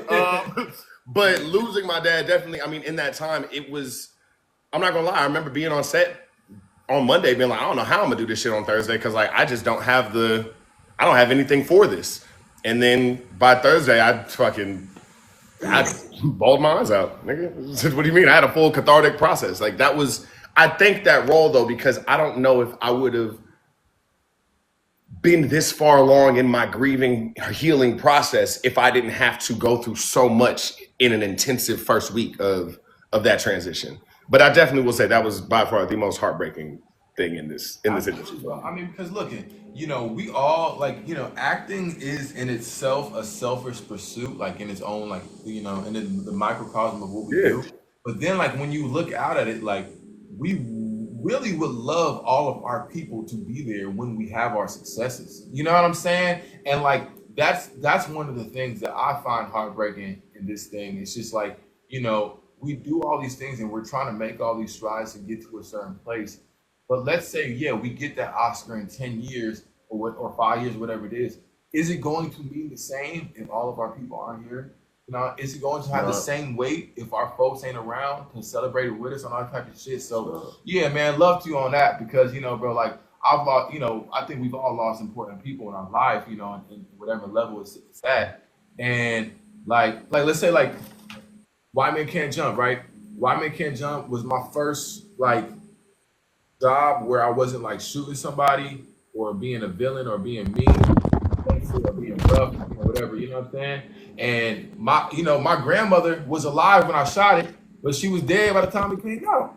And I was just like, damn, that was her biggest thing. It was just like, when are you gonna do something that you ain't gotta shoot somebody in? I was like, oh, it's coming. And then she went up and wasn't there for it. And I was just like, damn, you know what I mean? So yeah, bro, love you on that, Pat. Wolf, what's the deal? What's the dealio? What's up, nigga? Yes. Queen Latifah! I was about to start singing, you know what I'm saying? Bro, we was just watching that over Thanksgiving. I went over. Your shit sound muffled as hell, Wolf. Oh. Is it better now? Yes. Way better. Yeah. We was just watching. Share the live. Tap the screen. We Share was the live. just watching Remember, the episode. 10 people you love, 10 people that need this information, 10 ugly people, and now send it to 10 fine people too. I want all the tries and the ugly women on this side, and all the fine women on this side right now.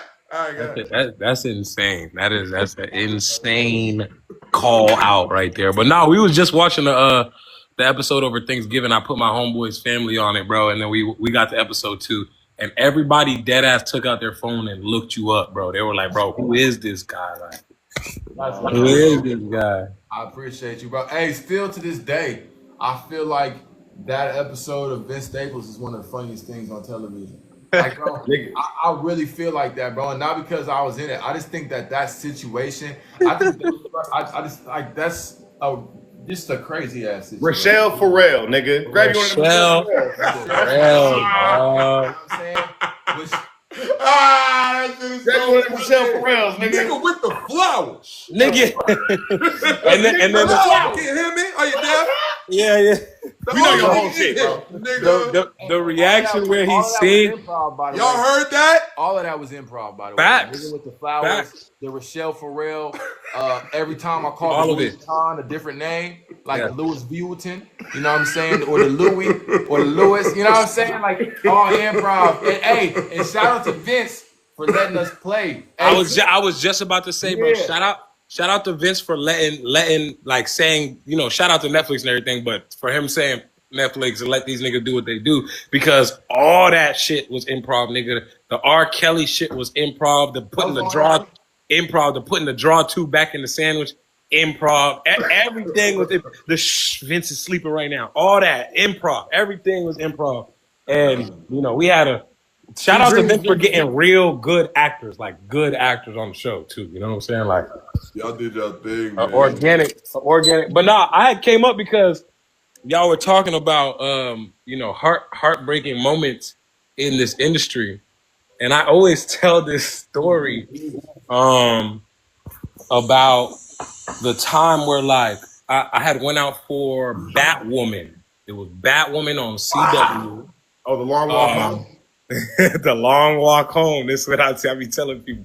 I was going out for Batwoman on CW, and why I was really, really excited is because I love DC. I love Batman. I grew up on comics, and in the deal there was like this option for like a spinoff for my character. Oh wow! To be Lucius Fox's son, and like basically be on some Black Batman shit, which is like some shit I dreamed about since I was a kid. So I was like, oh my God, this is my moment. This is it. Yo, nigga, I made it. It's coming. This is about to happen. Mom, hey, look, they got a spinoff in the contract. It's going to go crazy. I'm calling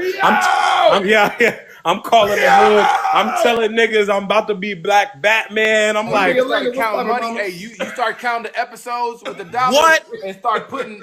If I get 5 with 50, oh my God, yeah. Let me tell you something. When that test deal comes, the first thing to come out is that calculator. I promise you. I'm calculating tax. I'm calculating I'm like, what am I actually about to take home? So I'm like, I'm preparing. I'm doing method shit, dude. I'm doing Daniel Day-Lewis shit. I'm walking around in the same black hoodie every day. Nigga, I ain't washed the shit in 2 weeks. I'm doing the most. Comes down to it. It's me and somebody else. I didn't get it. I get the call, I shed some tears, and immediately I walk down the street to this bar that I always go to, and I'm banging IPAs, bro. I'm just going back. I'm just, you know what I'm saying? I'm telling the bartender about my audition. I'm one of those niggas in the movies, bro, where I'm like, I'm at the bar like spilling my sorrows. And it's a crazy, I'm walking back home, I'm drunk, I'm in Silver Lake, and I see like a group of homeless dudes like chilling, like, you know what I'm saying, lighting up whatever they lighting up.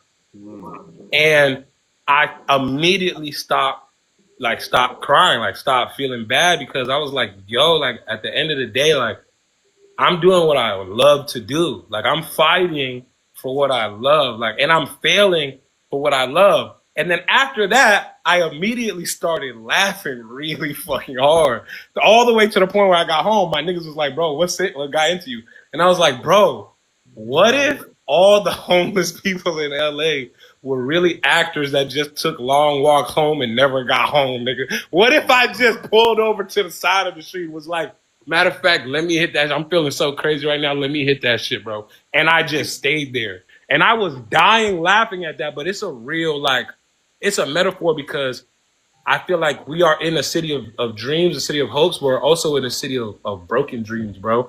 And a lot of people carry that shit around with them, whether they're on the side of the street or whether they're waking up, putting on clothes and coming to the same parties we go to. We just don't know. Bro, you know that we, all 4 of us here, bro, we like top like 5% of actors right now. As far as, because, bro, we all have something that you can go and watch. You can all go look at. We have multiple titles that we are on. We have multiple credits on IMDb, but not just like, little piddly shit here and there, like actual big name shit with big name stars and shit. And bro, that is not common. And yet, how do we all feel? You know what I'm saying? And so I just want people to know that shit, like, bro, like just, take, looking at shit with what is it, rose tinted glasses or whatever that shit is. It's like, bro, like shit ain't always how it looks, bro. This shit is a fucking journey, and like heartbreak comes regularly. We just deal with it differently now. You know what I'm saying? It just don't, like, we so used to it. Like, look, if we auditioning 2 to 4 times a week, that's 108 to 152 auditions a year. How many times are we booking in a year? I'll tell you right now, I'm gonna get at least 3 of them bitches, boy. At least 3. At least 3. But look, to speak to that though, that's 3 out of 152. Literally, that ratio is crazy. Yeah, I know. But like, bro, literally this year alone, failure. That's part of. I had 11 pins. Let me. Right. We went on the heavy. Let's bring it to a high, and then we gonna go Q&A. Let's go. If you could time travel to any classic film, which one would you travel to be a fly on the wall or the actor? That's so fire. That's so fire. Whoever want to answer whenever they want to answer. I would say Goodfellas, but I would have been killed real quick. I was thinking a Scorsese film, but I'm like, honestly, the classic ones, I don't think they my kind would be welcome. That's what I'm saying. I'm trying to go non-racial. Yeah. What's eating Gilbert Grape? What'd you say? What's eating Gilbert Grape? Because, boy, I thought that man was special for real. For real. I gotta see his process, man. Yo, the fact that he didn't even get nominated. Like 14, 12? He was 18. He was 18 at the time. Oh, okay. He was 18. But the fact that he didn't get nominated is crazy. Crazy. Disrespect. Oh yeah, Malcolm here.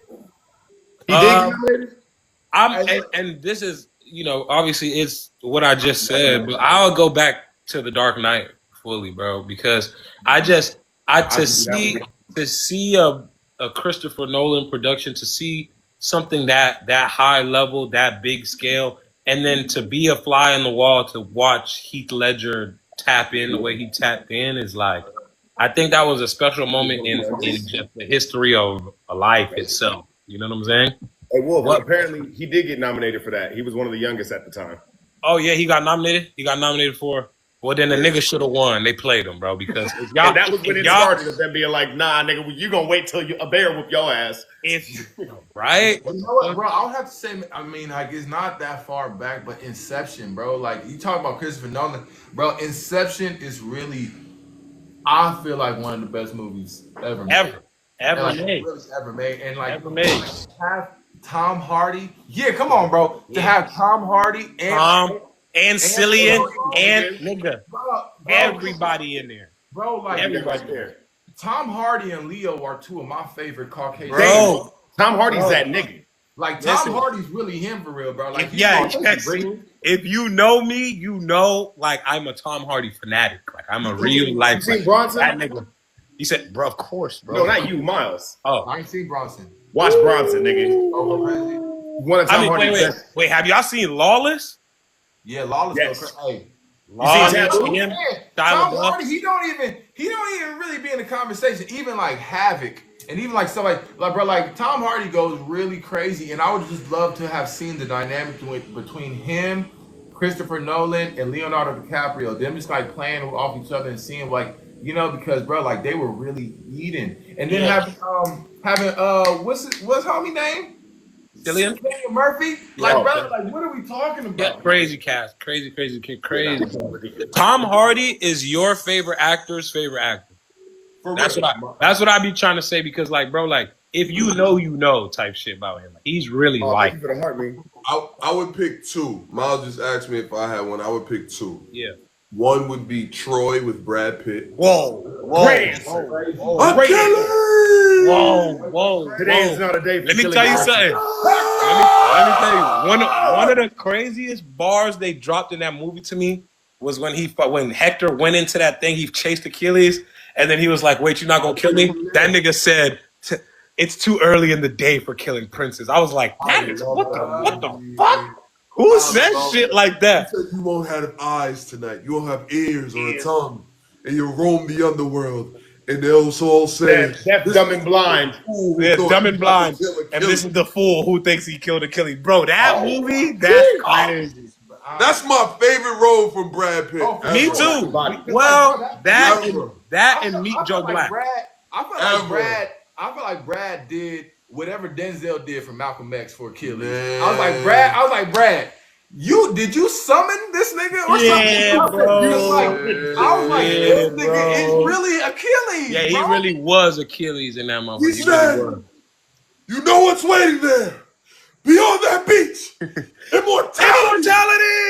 Yeah, that's him. I was like, nigga. Nah, that movie's so valid. All right, what's the other one? The other one is Friday. Ooh. That is a cultural staple that will live forever and ever. Amen. That is to see all of them essentially in that first pocket of the genesis of their career before everyone really took off to super duper stardom. Ice Cube was a star in his own right. You know, there are other actors, and I'll be naming people all day, but there were other actors that were a star in their own right. And then Friday, Bernie Mac, Nia Long. Chris Tucker is Wolf's dad, right? Huh? You know Chris Tucker is Wolf's dad. Yo, don't. You saw me freeze like. Hey, but you know what? You know what though? What I'm not gonna do is I'm not going to deny it because I will play his son in a movie at some point. It just caught me like. Because you never know in Hollywood. Now we gotta get Malcolm X up here. Shit. But for like to be a fly on the wall throughout that process, because y'all know ghetto. Like we know in the game. Yeah, That first y'all know it was jokes. It was ghetto. Oh, It was a man. perfect amalgamation. But Yeah. the masterpiece that was birthed, What up, Danielle? like even like deleted scenes came out recently. That it was just like you saw Ezel stealing the boxes that they supposedly Craig stole, and it's like all of these little things. It was just like, bruh, could you imagine what it was? Okay, now everyone is eager for the Q&A. Ask questions. Yes. For any and all, let them fly, let them rip. If everyone, just so I can control it, thank you so much, Trees. Just to control it, if everyone could come into my chat, just so my moderator can moderate the questions. Slide over. Every single question will be answered. Come on over, and we'll get What's up, all JB? questions answered. Please come on over, and I'll be sure. What up, CJ? And if you want someone specific to answer the question, you saw that. If you want Why someone, would you did it the other direction? Because for me, it looked like you did it I to went me. the other way. Shout out Malcolm Mays. Thank you, Trees. Say, yo. And if anybody wants a question answered, come on over here and we'll get all the questions answered. Shout out Malcolm Mays in the chat. Malcolm Mays is him for real. Shout out Malcolm Mays. If y'all don't know that Malcolm Mays is him, you better figure it out. Uncle Lulu. Baby. Let's get these questions. Y'all had questions, now y'all don't got questions? Right now, love, dog. It was a bunch of questions earlier. Where they at? Where they Y'all at? had the questions. Y'all moderator, write them down. What are some good managers' agents? I'm on the East Coast, but I'm open. Backstage, yay or nay? Who wants to take that? I'm gonna just say backstage, no. As far as like East Coast agents, I'm not really too versed, honestly. But I would just say go on IMDb. Just search all the agents and then just find them. that's a good way to do it. Get IMDb Pro and look up actors, either not even like people that are too big, but maybe somebody that you've seen on TV in a guest role that looks like something that you could possibly do. Look them up on IMDb, look at their representation, and then go from there. And Yeah, this is what I'll say about representation. One, whenever people ask me, oh, how do I, whatever, the internet, yes, IMDb Pro for sure. Google, look up your area, send emails, have your resume ready, send emails like wildfire. But this is what I'll say when actually choosing people. Like, if you get to a big agency, like, that's cool. But, like, make sure the people that you got representing you are people you actually like as people, too. You know what I'm saying? Like, you don't want to just have a voice through a phone telling you what to do and where to go and all that stuff. Like you want to make sure that the person, like, actually believes that, one, that y'all could do what y'all setting out to do, and two, will like actually have you in mind. Like when they see a breakdown, they read a breakdown, like you come to their mind. Like you're not just like a number on a sheet, because a lot of people end up doing that and end up getting lost in translation. No. Yeah, that's real. Did Patrick or Wolf, did y'all go to grad school at all? no, I didn't go to college. That's so funny because we're like low key, but we're about to go to grad school. Oh yeah, now.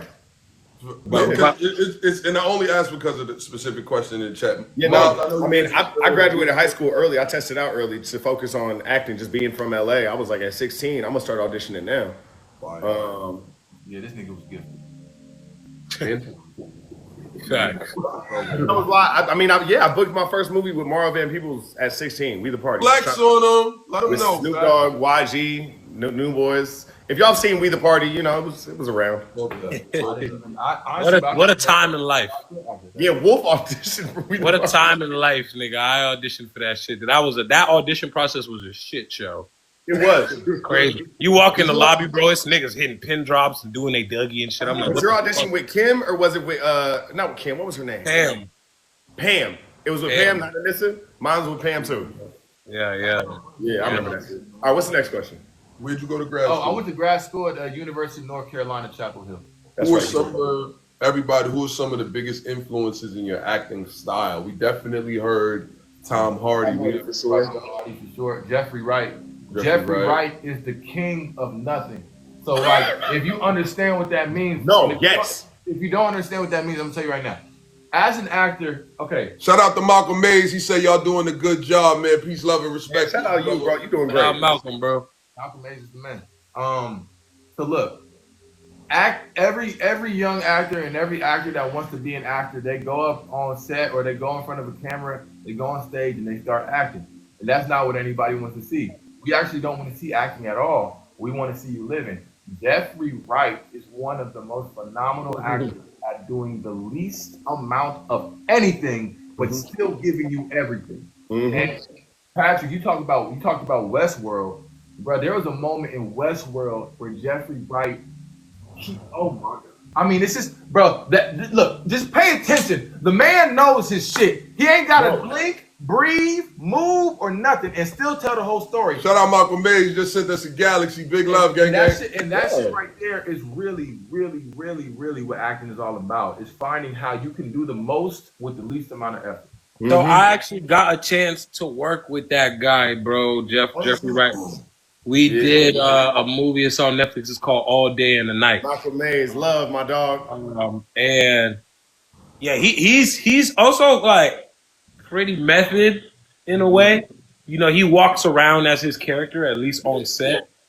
Because, you know, I've had 2 different conversations with him, one at the premiere and then one on set, and it was 2 completely different people, bro. Like he, you know, in his if you ever watch his interviews, he's a very well spoken guy, very articulate guy. He's not a man of many words. Like he's less is more with him all the time. But it's funny because when I met him on the set, he played like a hood nigga from Oakland in this movie, and he spent his whole life in jail. So when I first met him, I thought like I'm walking in the set that day like, yo, I'm gonna meet Jeffrey Wright today. I'm gonna pick his brain and I'm gonna talk to him, bro. I saw him coming out his trailer. This nigga had a black wave cap on. He was eating a donut, and I was like, hey, what's going on, Jeff? Man, my name is Chris. He's like, what up, nigga? And he walked by me. I was like, all right, maybe now's not the time. You know what I'm saying? I'm gonna let bro do what he do. And that made me lock in. But getting to watch him, like, and being in Video Village and like watching his takes, I see exactly what you're talking about, bro. He really lives in it. You know what I'm saying? He don't stress nothing too much. It's not, even if there's anger, you know, he's not crazy with the eyes, crazy with the movie. Like you know what I'm saying? It's real. He trusts his instrument, bro. He trusts that his instrument is gonna tell the story. And somebody was asking like, what type of acting methods and everything do we use? And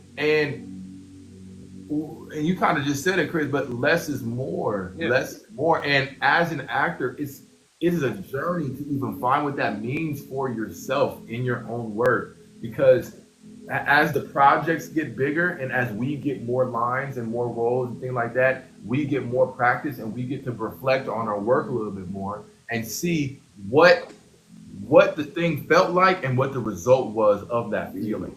And then saying like, oh, okay, so that I remember what that felt like doing that, and now I'm seeing the result of that. I can actually do a little less next time. Next time I get an opportunity, I'm gonna see what I can do a little less. And it's just like it's not about not having anything going on. It's about being able to have everything going on internally. You gotta catch that because they sent you a catch. Welcome to TikTok, Gaggy. Yeah. Don't be. Yeah, I had to goddamn. Melissa, what's popping? Everybody needs love. But as far as like acting approaches, I use different acting approaches for every role, for real. Like White Man Can't Jump, I just woke up. I didn't do shit. I just woke up and pulled up. For Fight Night though, I was listening to music in my trailer that was influencing my mood, that was influencing my mentality. I had mantras that I was telling myself throughout certain scenes. I had postures that I was taking. I had physicality that I implemented. I did a little bit of animal work that I implemented with Fight Night and everything like that. Wow. And that was just for me because I felt like the character was so far away from the life that my character was living was far away from the life that I've lived. And so I was just like, well, okay, so how can I embellish this with things that make it feel personal for me? 100% Bubbles. Can I ask you something, Myles? How long you been acting, bro? 14 years, since 2010, 2011. And okay, I it had to be a long time because, or it didn't have to, but it makes sense that it's a long time because, like, I feel like, especially when people are starting out and they ask what your method is, for us, we get that question. We've been acting for a long time, and we think, oh, it's like what I did to set myself in that mode.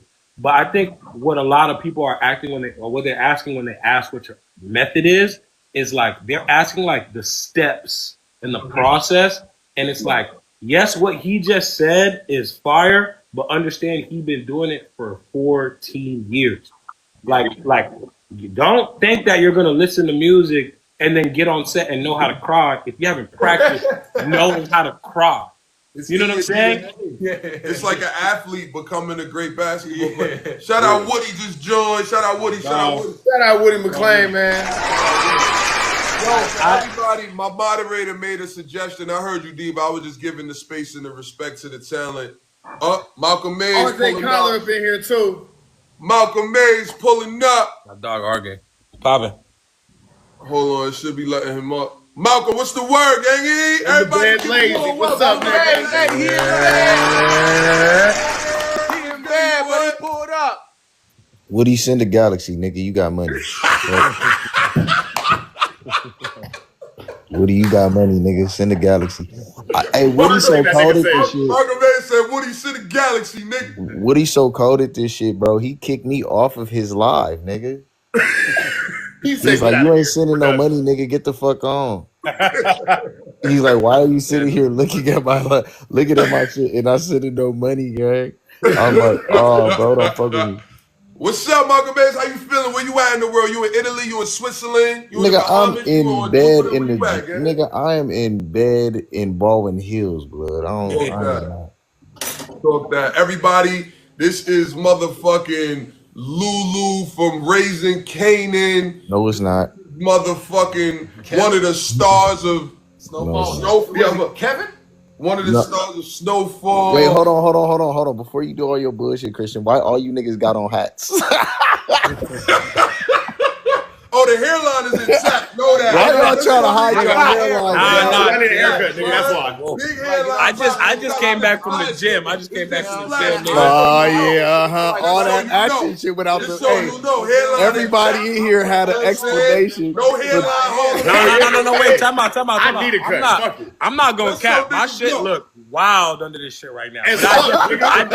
I just went 8 rounds on the bag, bro. You know what I'm saying? We can't do that right now. Why every time I look at y'all niggas' lives, all of your skin is super well moisturized, you got manicure. Because there's a purpose to this shit, nigga.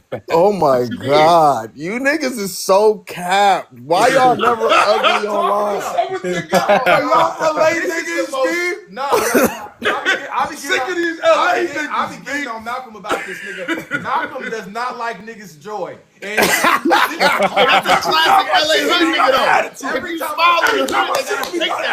Every time I see Malcolm, I'm happy. He's like, nigga, what you so happy? Why are you smiling, nigga? Yo, we was at niggas is alive. at the motherfucking SoFi Stadium in the middle of a football field at Hollywood. Everybody smiling, happy, champagne flowing, there's stars everywhere. Malcolm walking in.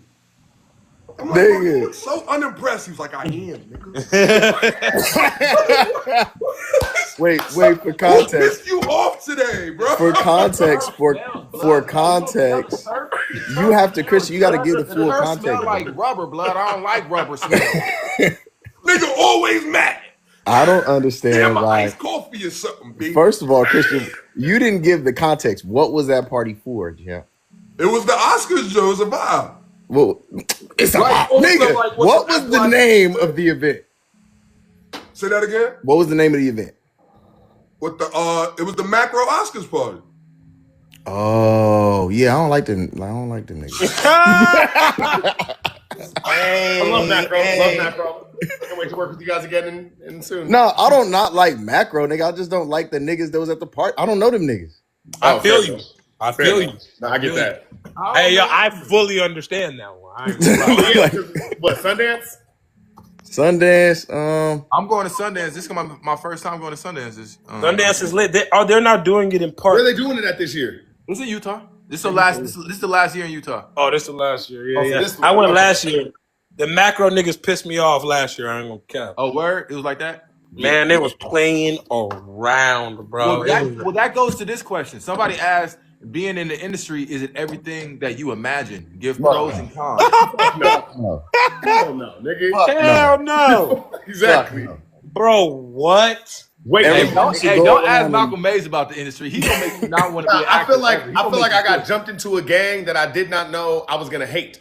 Exactly. That's how I No. feel. Patrick said it exactly right. Wolf, I'm interested to see what Wolfie say. I actually want to hear what everybody has to say about this. So what Christian I get back. personally love Macro. We gotta talk about that, Just nigga. want Get to out come of back here. and say that. I Shout didn't out say to I don't like Macro. Nah, I I'm being fuck with Macro. misunderstood. I love Macro.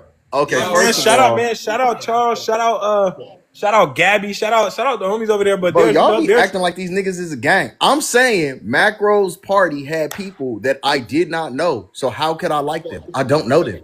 These opinions and quotes are the quotes and opinions of Malcolm X and Malcolm X. Yeah, of him alone. Robinson, Whatever, us man. not represent his thoughts and opinions. This is All right. crazy. Y'all niggas, man, y'all supposed to be helping. Y'all understand when he said you mad at everybody, I said, I don't know these niggas. Who And are that's these fair. niggas? He said, how can I be mad at niggas I don't know? Tommy Davidson. Who are these niggas? Yeah, but Who Malcolm, are these niggas? But Malcolm, it don't have to be like. It don't have to be. Who are these niggas? It could be like, hey, who are these niggas? You know? You know what I'm saying? Like it could be a little lighter. Who the fuck? I mean? Like it don't gotta be. It ain't gotta be like, who are these niggas? Like, hey, yo, who are these niggas? You know what I mean? Again, just a little reminder. Oh man. Hey, no, but hold on, but what are the pros and cons of the industry? Is Are it- y'all Hey, what? Well, first off, what did we imagine it was gonna be? okay? Y'all start. I'm gonna go last because I'm gonna get in trouble apparently. I definitely thought it was gonna be sunshine and rainbows once you cross a certain threshold. I thought it was gonna be But, 26. right, but the reality of it is hard work, is grind, It's a grind sacrifice, nonstop. it's Yeah. holiness, it's No matter what passion. level you get to. It's entrepreneurship on the most gangster level I've ever seen in any capacity, right? And there is sunshine and rainbows when you get to a certain point once you access it, but then sustaining it is a whole nother wilderness to it. That nigga Christian got a great voice. Everybody, this is Black History. I got a compliment from Malcolm Mays, y'all. Y'all believe it? It happened. Oh God! Oh my God! Actually, Malcolm Mays, for how negative and upset this nigga is, he's actually very complimentary. Hey, he's actually one of my most complimentary friends. Man. Like he will find somebody, he's like, hey, my nigga, I really like your eyebrows. Nigga, like your eyebrows are really like set. LA well, my niggas, we be giving genuine So compliments. he You gives know? genuine compliments. Christian. So he does see positives in some things. Christine, what's poppin'? RJ Kyler said Christian speak at my wedding. Shout out Audrey. Happy to, brother. Happy to. Hey, I'll I do wish that. somebody would have told me that talent didn't really matter. Ooh. Nigga, I would have told you that. Well, Malcolm, I didn't know you then. Oh yeah, that's right. You know what I'm saying? I wish somebody would have told me like that talent don't really matter too much. Like it matters a little bit, but it don't matter like that. I wish somebody Woody in the chat. What's up, G? Yeah, what do you mean? I thought when I got in here, I thought that as soon as you booked your first job, like you were Hollywood elite. You know what I'm saying? So soon as you touched the TV, I thought it was up. What I wish I knew, and I also thought that was it. Like you become an actor, you get on TV, and then that's it. Your life is acting. Yeah. But what they don't tell you is how much downtime we really do have as actors, how much time we're not on set. Like a season will take 3-4 months, a movie will take 3-4 months, and then the rest of the time, like they never, I didn't expect like having to keep my sanity for real, like, and that being one of the biggest jobs outside of actually being on set. You know what I'm saying? Like, All right, Patrick, then you got to give yours, and then Woody give his, and I'm gonna give mine last because I'm getting all y'all niggas fired. Shout out Woody. That nigga's screen recording right now. What up, boy? Nah, upsides, I think Hey, joke's on you, Malcolm. Nobody has jobs.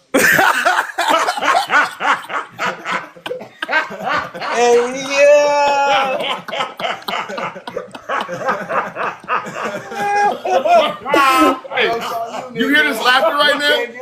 The pain in this laughter is so true. It's so loud, nigga. that's craziness.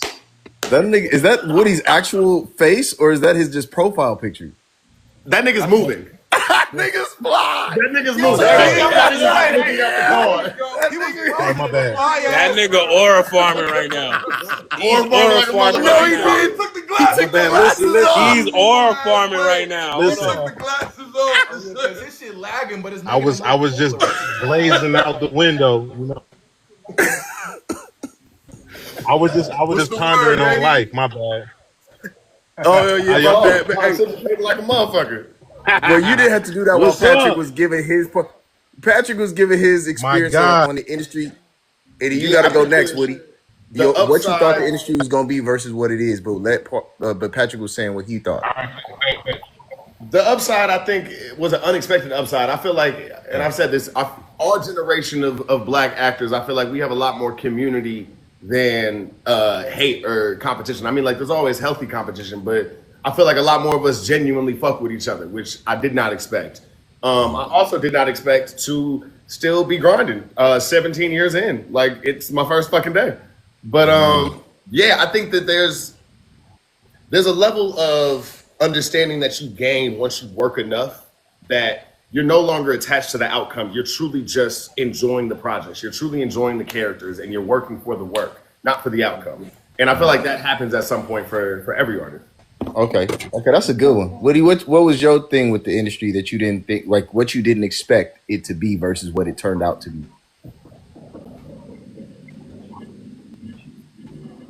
Don't look out the window. You gotta get on Wi-Fi, my nigga. Hey, Woody, you gotta get on Wi-Fi, my nigga. Don't look out You the gotta window. get on Wi-Fi, my nigga, because the delay.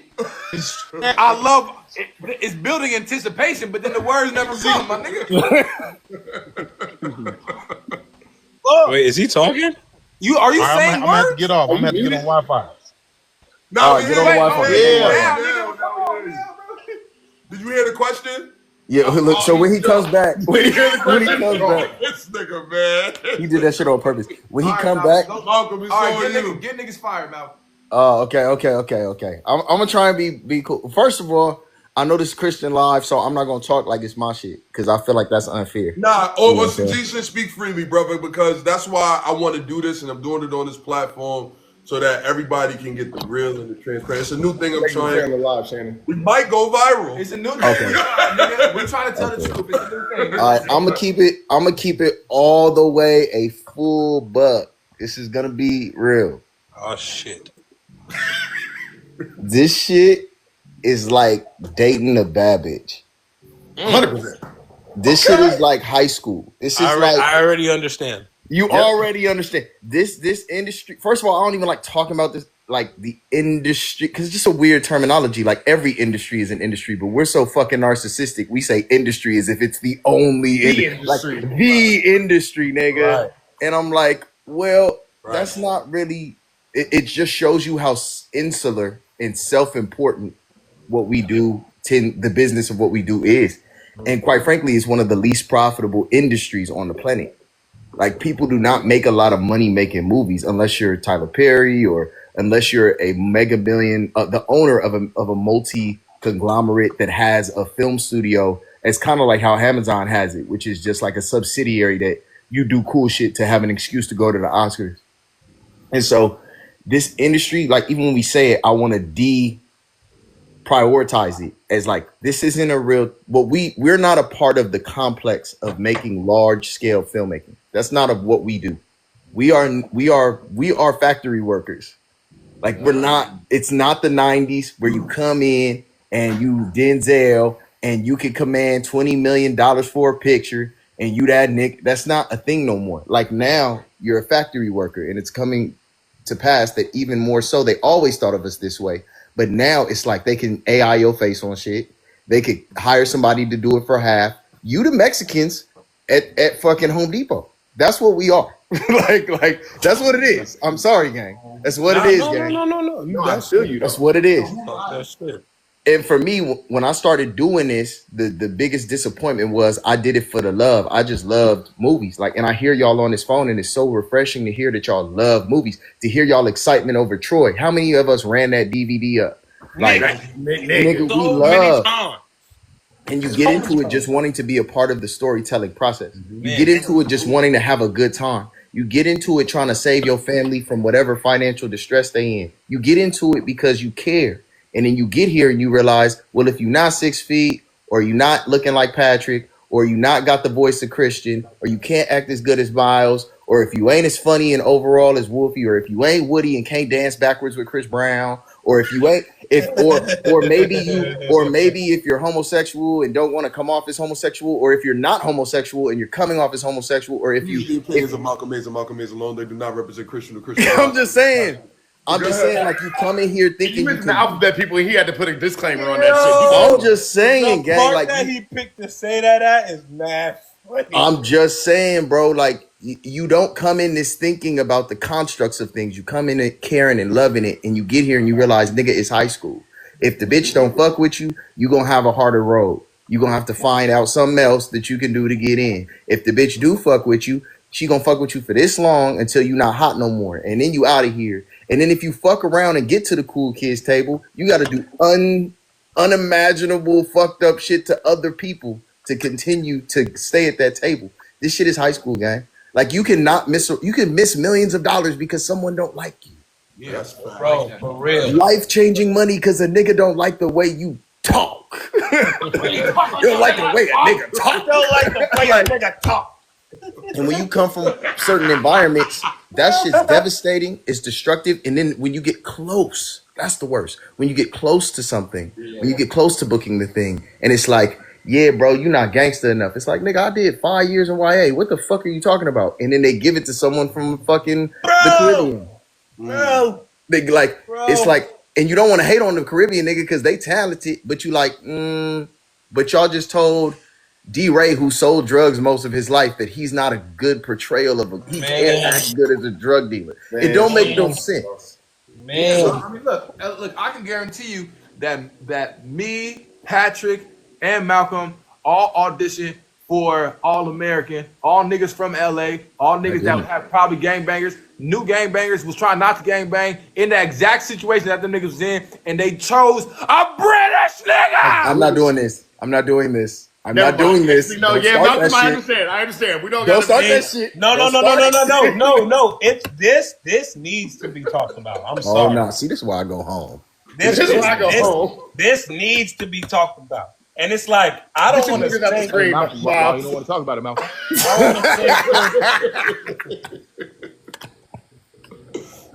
Wait, Wolfie, why do you think it needs to be talked about? No, I am not Jazz from Bel Air. That's Jordan Jones. This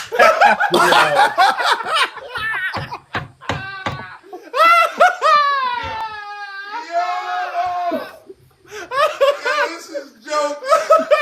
Someone just came in and said, "Is that Jazz from Bel Air?" Nah, nigga, that's not me. Holy shit, they don't give a fuck about y'all. And look, that's the point. Is what you said, bro. Like the truth of the matter is, from what you said, I take it as you care a lot. You got into this industry, and then you realize that the people that make the decisions don't fucking care at all. No, you know what I'm saying? And it's a sad truth. And it's like, yo, shout out to all the British niggas. My homie John Boyega. Shout out to Daniel Kaluuya. They show mad love. Them niggas can act. Yeah, they can. You know what I'm saying? But at the end of the day, like when it comes to that, and then getting roles for like LA or New York nigga, it's the allure that matters. It's the je ne sais quoi. It's the the mist. I call it the mist. It's the mist over what they got going on over there. The audacity though, bro, because it's niggas like Pat and it's niggas like Myles that y'all grew up y'all whole lives doing this shit, got into this industry to tell these stories. And you mean to tell me that we can't, you can't because so-and-so's from over there and like, from over there, baby. That's just fucking wild, bro. That's the biggest, like, to me, that's the biggest, like, tell that they don't give a fuck. You know what I'm saying? Or that people.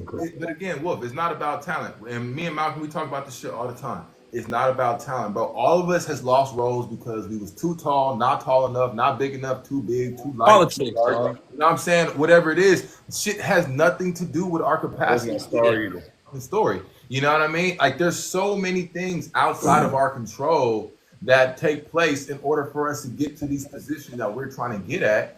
And at the end of the day, bro, and then even then, you know, when we get the old adage, oh, well, yeah, you got to make your own work and you got to do your own thing. Yes, you do, and we should, and we can, and we will. But that shit also comes with its own set of allowances that we also need as well. And that shit is thankless as fuck as well. And then you can make some shit, and then what? And now, you know what I'm saying? Now you just made it. It's like, yeah, I guess that was good practice. But now what the fuck am I gonna do with it? So like there's always pros and cons to everything. It's really just about us like approaching it with the same mentality. And then I think more so it's kind of about this, kind of what Patrick started talking about, like having community, bro. Like we've literally had 6 niggas on here that are all working in their own capacity. Woody's over here, you know, making his own shit crack right now. Malcolm's making his own shit crack right now. You know what I mean? Like we're all finding our ways into this thing. And I just think that in the beginning, we think that there's a linear path to success, right? Like, okay, co-star, guest star, recurring, series regular, and a movie star. And that's hey, I ain't gonna lie to you. I didn't know what, I still kind of don't know what half of the shit like is. I don't know what the fuck a recurring. I know what a series regular is. I've had one of those for the last 4 years. I didn't even know. Wait, Woody, I want to hear what you have to say about the disillusionment of this industry, like what you thought it was going to be versus when you got into it. But I just got to say, just for everybody watching this, you don't have to be an expert on all of the vocabulary of this business to be a factor in this business. Because my ex, she used to have to tell me what being pinned meant, being a guest star, what that means, how much that cost, all that, when I had already been, you know, to Telluride and made movies and worked in the business for a long time. So it's like, people say shit like, you don't know what this means, or you don't know where this, I'm like, no, I just make shit, bro. I just be in shit. I just do the work. And I don't know if that's positive or not, but then he can't tell you what being pinned is, but he can tell you how colonialism came about yes. in Western Europe and all type of shit like that. Malcolm's smart as shit, bro. I understand why you write, because you just went from saying words like insular to calling us all Mexicans outside of Home Depot. Like I'm just saying we are Mexicans outside of Home Depot, and this industry is insular. No, that's what I'm saying. I love that your vocabulary can go from there to there. Oh yeah, thank you, man. All the Mexicans in the chat. I'm not disrespecting Mexicans. Hey yo, look, hey Woody, hey, talk real quick, bro, because like you're also in a very interesting journey in this part of your career, bro. Coming off a show that was mad successful, coming off being a nigga that's led movies, led films and that shit, but then being like, I have to make my own thing to be the character I want to be, bro. So like, can you talk about that a little bit? Nigga, he didn't answer the first question. No. Okay. So Malcolm question. I thought exposure equaled like dollars.